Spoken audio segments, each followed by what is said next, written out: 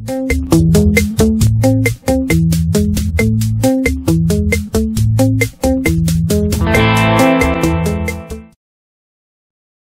তো আর আগের মতো অনেকটা জমি নিয়ে বাড়ি করা প্রায় অসম্ভব হয়ে দাঁড়িয়েছে, কারণ ফাঁকা জমি পাওয়াই এখন মুশকিল।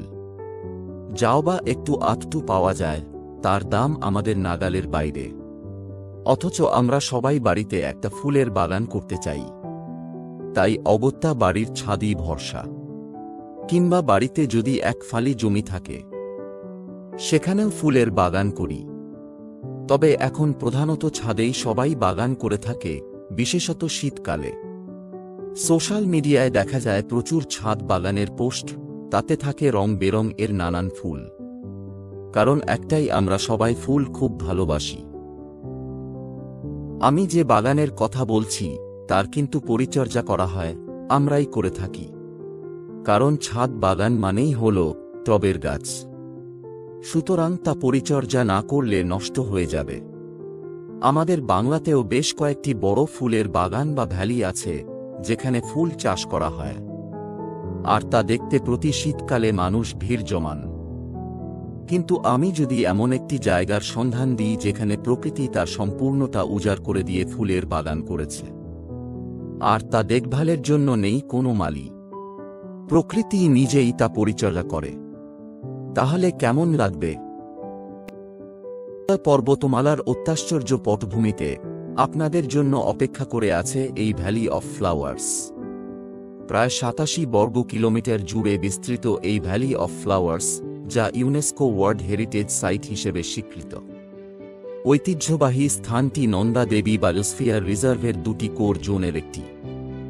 জায়গাটি valley of flowers national park নামে পরিচিত। উত্তরাখণ্ডের চামোলি জেলায় অবস্থিত। নাম থেকেই বোঝা যাচ্ছে ভ্যালি অফ ফ্লাওয়ার্স হল এমন একটি গন্তব্য যেখানে প্রকৃতি সম্পূর্ণ উজাড় করে সাজিয়েছে। কি ফুল নেই সেখানে! অর্কিড, পপি, প্রাইমুলা, গাঁদা, ডেইজি এবং অ্যানিমনের মতো প্রায় ৬০০ প্রজাতির ফুল এখানে দেখতে পাবেন। এই উপত্যকায় ধূসর লঙ্গুর, উড়ন্ত কাঠবিড়ালি, হিমালয় ওয়েসেল এবং কালো ভাল্লুক, লাল শিয়াল, চুন প্রজাপতির মতো বিরল এবং আশ্চর্যজনক বন্যপ্রাণী প্রজাতির বাসস্থানও রয়েছে। এছাড়াও দেখা যায় তুষার চিতাবাঘ এবং Himalaya monal. Valley of flowers হল একটি ভারতীয় জাতীয় উদ্যান যা ১৯৮২ সালে প্রতিষ্ঠিত হয়েছিল। এই ফুলের ভ্যালির মধ্যে দিয়ে ট্রেক করতে পারেন। চারিদিকে ফুল, আর তার মাঝখান দিয়ে হেঁটে যাচ্ছেন আপনি।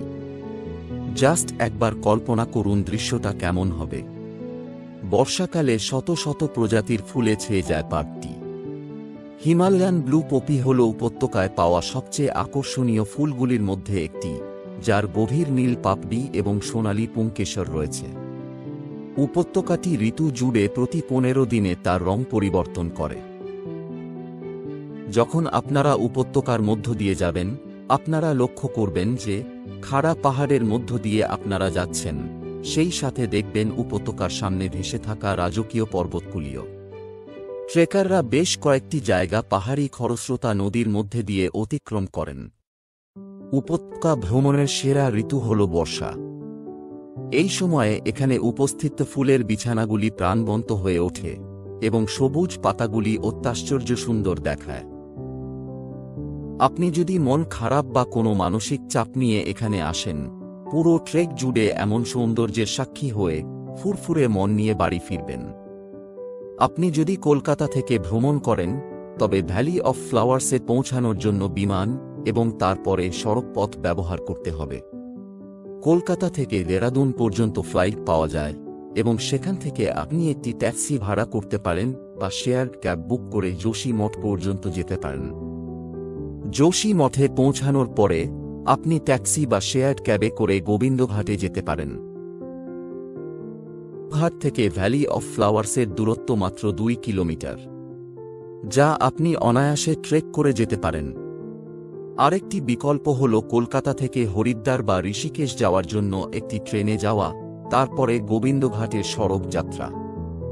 যদিও এই পথে সামগ্রিক ভ্রমণের সময় দীর্ঘ হতে পারে।